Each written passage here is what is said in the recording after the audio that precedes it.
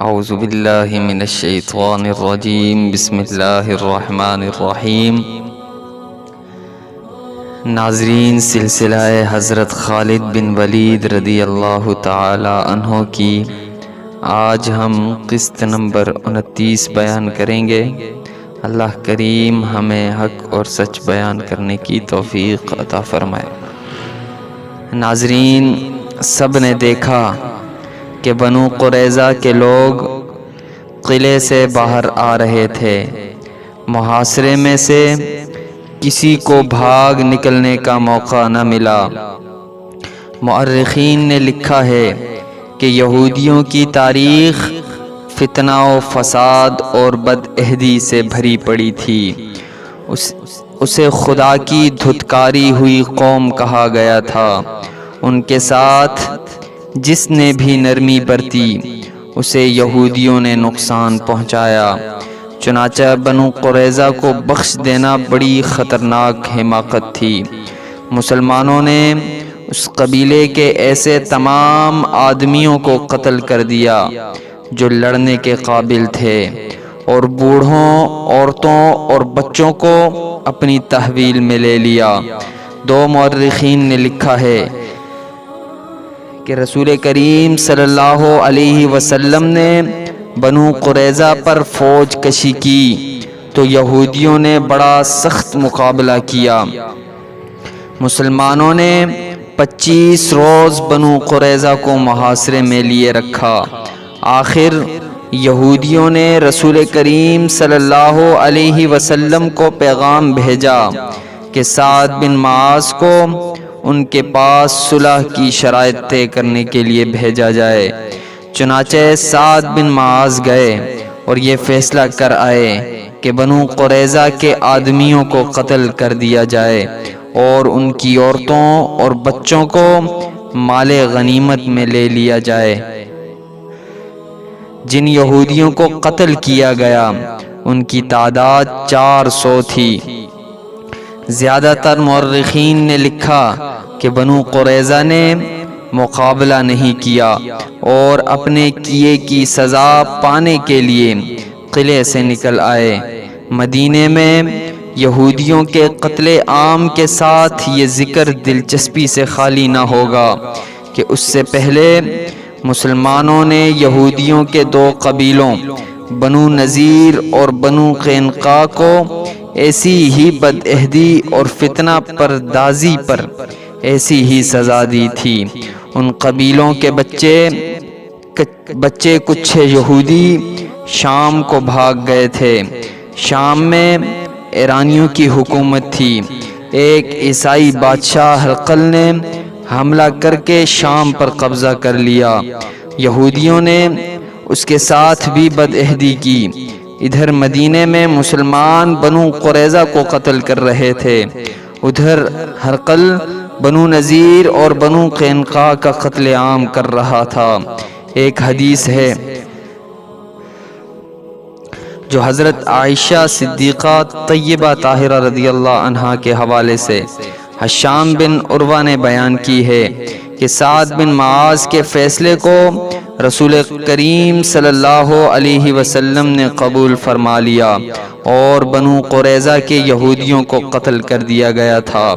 ہشام بن عروہ نے یہ بھی کہا کہ ان کے والد بزرگوار نے انہیں یہ واقعہ سنایا تھا کہ سعد بن معاذ کو سینے میں برچھی لگی تھی۔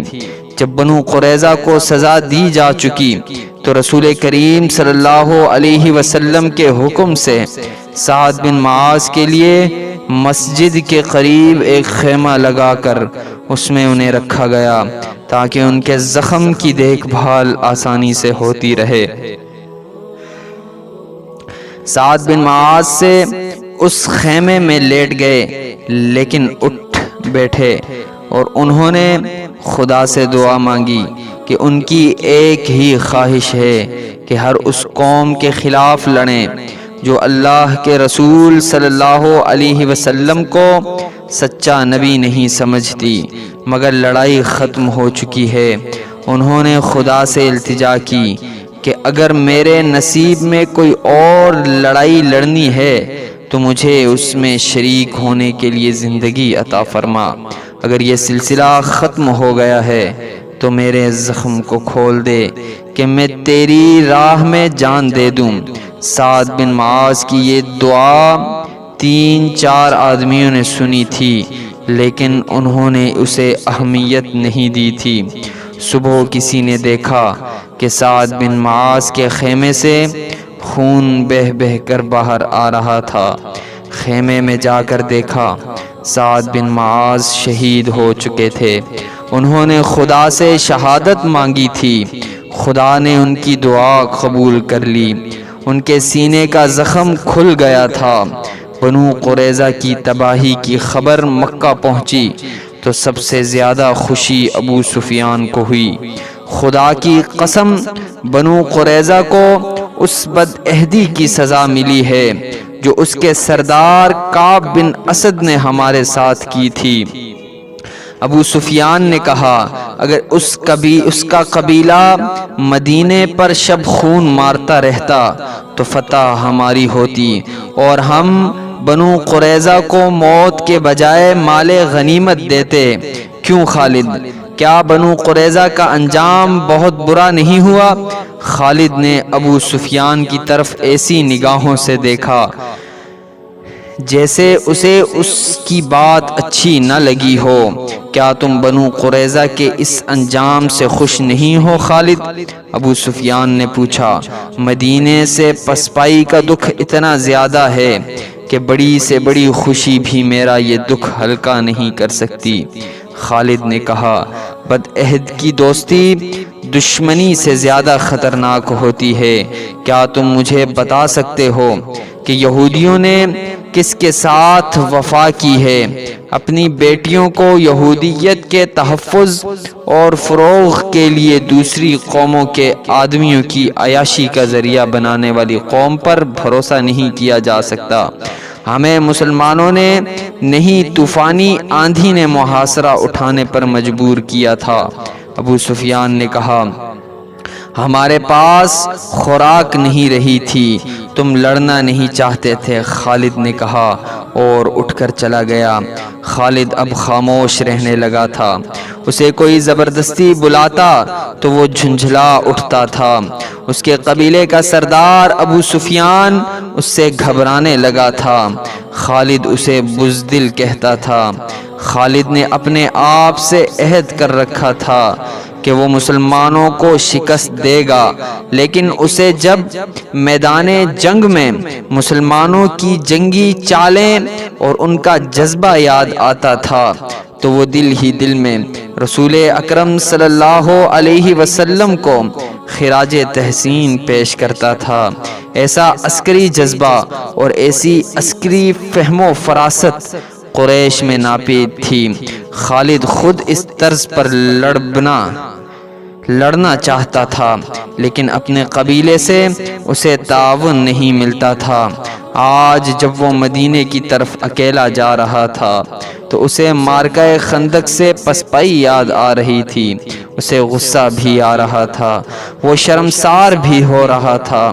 اسے یاد آ رہا تھا کہ اس نے 1 سال کس طرح گزارا تھا۔